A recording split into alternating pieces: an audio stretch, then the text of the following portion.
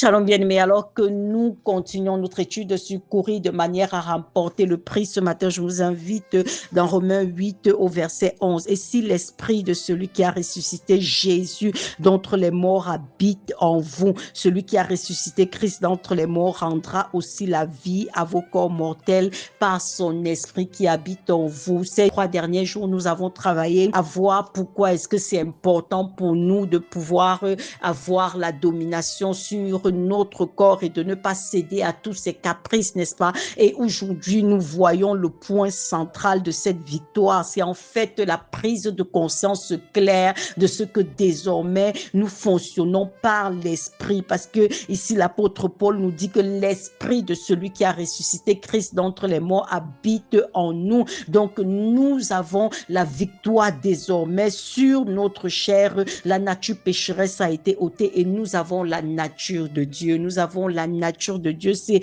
important et c'est pour ça que la Bible peut nous dire dans Zacharie 4 au verset 6, ce n'est ni par la puissance ni par la force, mais c'est par mon esprit bien-aimé. Nous ne pouvons pas travailler à assujettir notre corps par nos propres efforts. Non, non, ça ne va pas marcher. Très vite, on va se rendre compte que nous sommes limités, n'est-ce pas? Et c'est pour ça, effectivement, qu'il y a une différence fondamentale entre celui qui a mis sa confiance en Jésus et celui qui ne l'a pas mise. Parce que nous voyons très souvent dans la vie des païens, ils produisent dans certains domaines de leur vie des résultats tellement admirables, mais ailleurs, ils sont complètement vaincus. Pourquoi est-ce qu'ils ne peuvent pas faire preuve de la même discipline dans tous les aspects de leur vie? Simplement parce que c'est une œuvre de la chair et nous devons prendre conscience en tant que nés de nouveau que désormais nous marchons par l'esprit et l'esprit a le dessus sur la chair, bien-aimée. Et c'est pour ça que l'apôtre Paul peut nous dire dans Galates 2 au verset 20, j'ai été crucifié avec Christ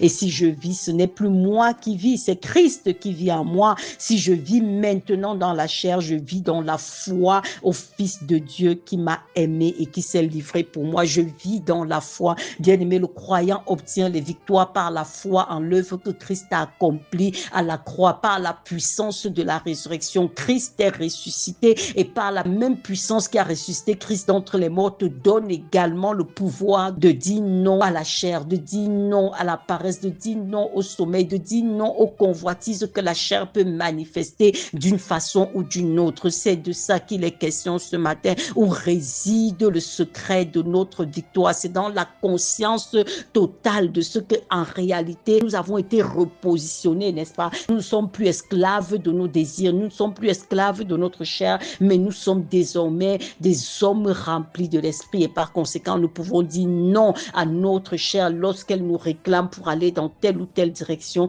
où nous comprenons que c'est déjà pour nous détruire. Et c'est ça le maître mot, c'est ça le maître mot, la prise de conscience de qui tu es devenu. Est-ce que tu es vraiment conscient qu'une fois né de nouveau, ayant accepté Jésus-Christ comme ton Seigneur et Sauveur, tu es devenu ce que tu n'étais pas par le passé? Jean 1,12 le dit, à ceux qui l'ont reçu, à ceux qui croient en son nom, il a donné le pouvoir de devenir, le pouvoir de devenir. Réfléchis à ces deux mots, le pouvoir de devenir. Bien-aimé, tu as le pouvoir de devenir en tant qu'enfant de Dieu ce que tu n'étais pas par le passé, de faire ce que tu ne pouvais pas faire par tes propres forces, d'accomplir la destinée que tu ne pouvais pas accomplir. Et c'est la raison pour laquelle nous devons travailler à comprendre ce que nous sommes devenus en Christ. Ce n'est qu'à ce prix, effectivement, que nous pouvons avoir la domination sur notre corps, que nous pouvons lui fixer des limites, n'est-ce pas? Nous pouvons lui dire, voilà jusqu'où tu vas,